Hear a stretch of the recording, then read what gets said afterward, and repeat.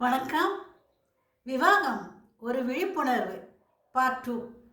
வெவ்வேறு காலகட்டத்தில் மனித சமுதாயத்தில் விழிப்புணர்வு என்று சீர்திருத்தம் கொண்டு வரப்பட்டது.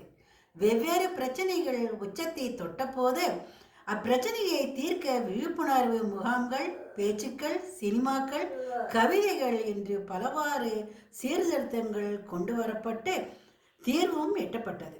எடுத்துக்காட்டாக மக்கள் தொகை கட்டுப்பாடு, எய்ட்ஸ், கொரோனா போன்றவை. தற்காலத்தில் சரிந்து வரும் மக்கள் தொகையை சரி செய்ய விழிப்புணர்வு தேவைப்படுகிறது.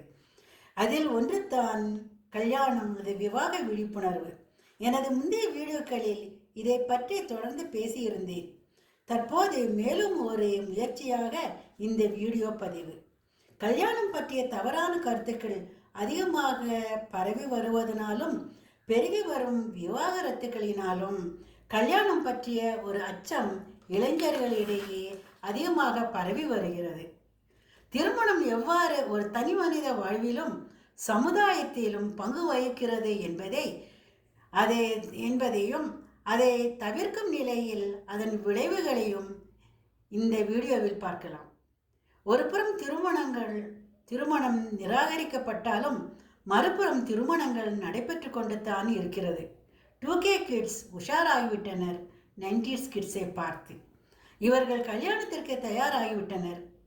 கடந்த ஓரிரு ஆண்டுகளில் 25 மற்றும் 27 வயதில் திருமணம் நடந்து கொண்டிருக்கிறது. என்னை சுற்றி இந்த 2 ஆண்டுகளில் நடைபெற்ற திருமணங்களை பார்த்துத்தான் இப்படி கூறுகிறேன். இப்போது எங்கே போனது இவர்களுடைய எதிர்பார்ப்புகளும் தேவைகளும்? பெண்கள் பலர் சிங்கிள்ஸ் லைஃப் ஸ்டைலுக்கு மாறிவிட்டதனால் ஆண்கள் சிங்கிள்ஸ் நிலைக்கு தள்ளப்பட்டனர். ஃபினான்சியல் இண்டிபெண்டன்ஸ் மட்டும் போதாது, தனிமையும் முதுமையும் நெருங்கிக் கொண்டிருக்கிறது பலரது வாழ்வில். தனியாக இருப்பவர்கள் இன்னும் சில ஆண்டுகளில் தங்களை கவனிக்க கேர்டேக்கர் அல்லது ஹோம் கேர் தேவைப்படுகிறது. அப்போது அவர்களுக்கும் சேர்த்துத்தான் உங்கள் வருமானம் இருக்க வேண்டும்.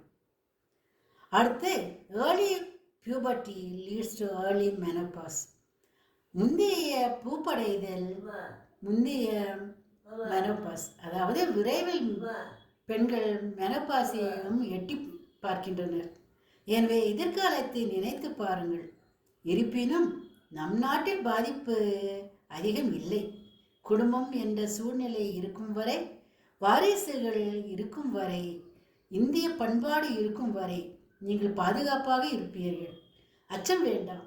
எல்லாம் நன்மை தீமைகளையும் அறிந்து இனியும் காலம் தாழ்த்தாமல் அனைவரும் குடும்ப வாழ்க்கைக்குள் வாருங்கள். நன்றி, வணக்கம்.